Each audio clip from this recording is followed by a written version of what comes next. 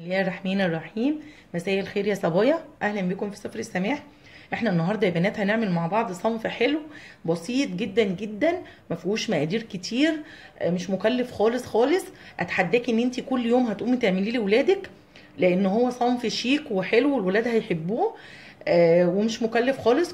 كلنا عندنا لبن في البيت وكلنا عندنا دقيق. احنا هنحتاج لصنف الحلو ده مج لبن، مج دقيق، معلقتين كبار زيت طعام عادي خالص، ورشة ملح. ومعانا كمان هنحط على النار طاسة هنسخن فيها اللبن، ونضيف بقى المقادير ونشوف هنعمل عجينتنا ازاي.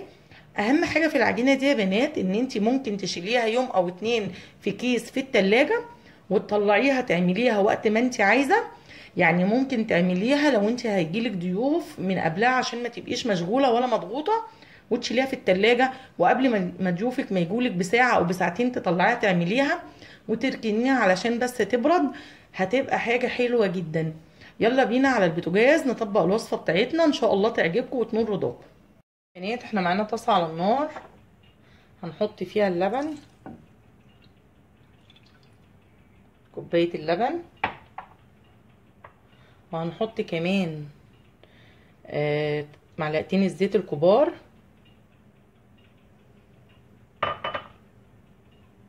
وهنقلبهم اللبن بس يدفى.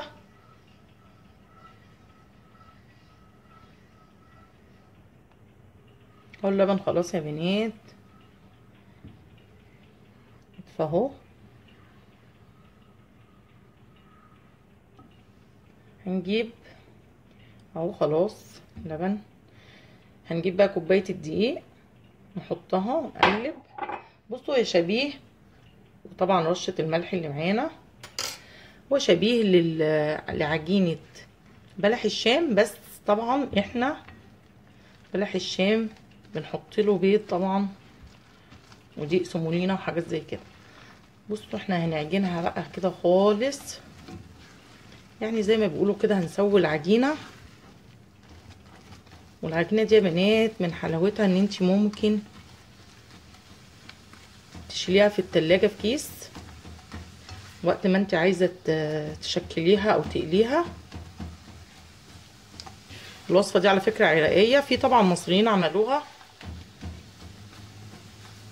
بس الوصفة اصلا عراقية. بس كده احنا هنكمل عجنها بقى ايه بره النار. خلاص كده تمام قوي. احنا بقى نكمل عجنها بره النار، نقفل عليها النار كده وناخدها بره النار ونكمل. احنا هنجيب طبق فاضي كده يا بنات، وهننزل العجينه اللي معانا في الطبق عشان احنا هنبردها بقى، عشان نعجنها كويس بايدينا. لازم نعجنها كويس احنا بايدينا. بس كده نمسكها احنا بقى نعجنها كويس جدا.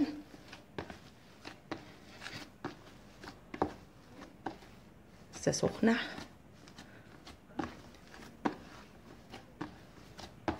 كده. هنعجنها كويس وهنسيبها تبرد، وبعد كده ترتاح، وبعد كده هنشكلها. بصوا يا بنات احنا عجناها، هنشكلها بايه بقى يا بنات؟ بالمشط. ده اسمه حلوى المشط على فكره. هوريكي ازاي هنشكلها. احنا الاول هنعملها صوابع، وبعدين هوريكي ازاي نستخدم المشط في تشكيلها ويدينا شكل حلو جدا.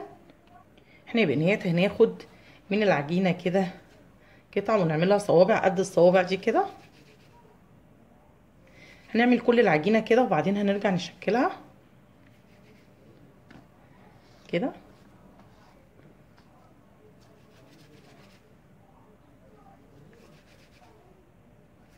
خلوا الصوابع كلها قد بعض عشان تطلع احجامها كلها زي بعض. احنا يا بنات عملنا اهو كله صوابع العجينه اللي معانا. بصوا بقى هنعمل ايه. هتجيبي المشط وهتفردي كده العجينه عليه. حاولي تفرديها كويس عشان بس بالراحه عشان ما تلزقش منك. وهنشيلها كده. بصوا المقصود ايه؟ الشكل ده يدينا الشكل ده. وهنروح جايين ضمنها من هنا كده بالراحه، خلي بالك عشان الشكل ما يتمسحش منك. وهنلفها كده كده، شايفين بالراحه خالص اهو المنظر اللي احنا عايزينه. بس تحفه. بس تقفليها من هنا كويس، من هنا كده، واهو الشكل اللي احنا عايزينه.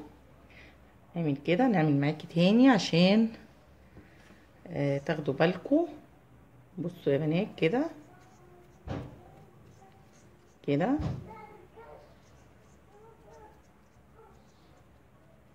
بالراحه مش جامد قوي، بس هنخرجها. بصوا ده الشكل اللي احنا عايزينه. وهنقفل كده كده على بعض كده، وهتيجي توقفيها كده اهو، ونلفها تاني كده ونقفلها من هنا. هو ده الشكل المظبوط كده. شايفين الشكل تحفه يعني بصراحه. تعملي حاجه حلوه من مفيش اصلا. المقادير كلها موجوده عندك في البيت. المشط طبعا لازم يكون نضيف يا بنات، يعني مش متسرحين بيه. ممكن تجيبي لي الحاجات دي وتشيليه عندك في المطبخ زي المعالق الخشب بالظبط. وينفع على فكره بالمشط البلاستيك العادي خالص، براحتك. بس انا جايباه للمطبخ فجايباه مع المعالق الخشب كده كده.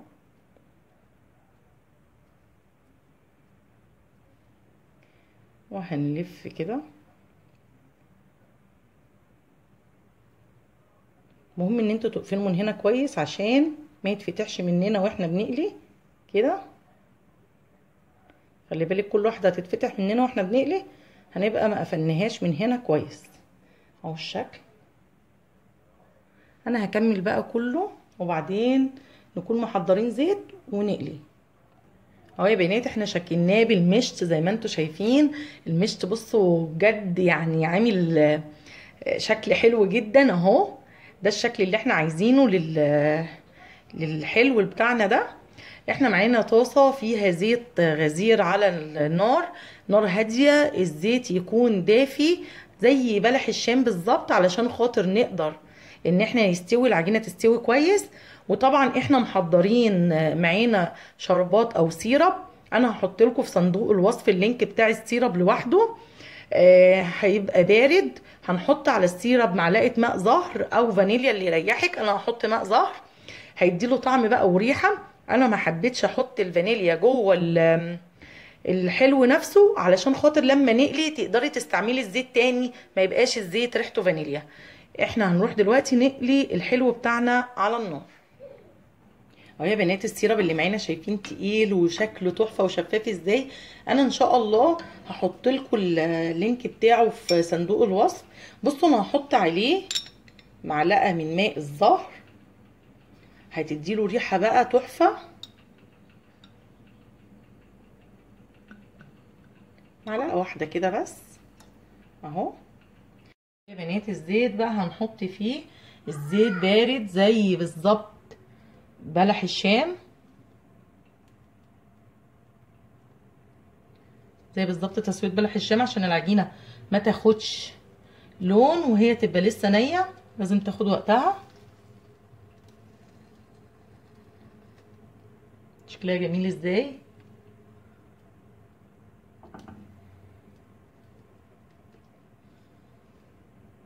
تأكدي على القفلات عشان ما تفتحش مننا. في كده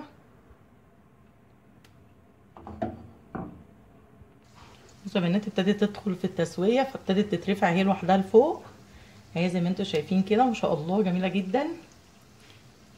هتعمليها نفس معامله بلح الشام بالظبط بالظبط. ان شاء الله تنجح معاكم وتعجبكم جدا.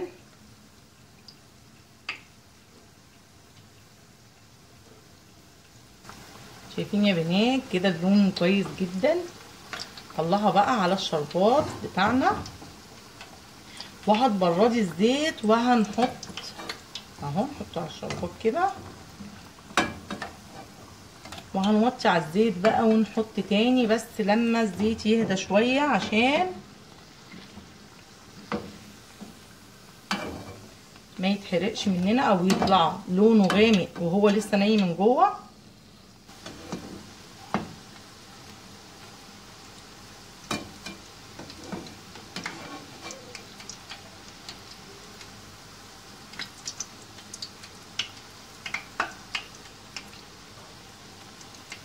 ويا بنات الحلو بتاعنا بعد ما خلص شوفوا يعني تحفة بجد، من مقادير مفيش.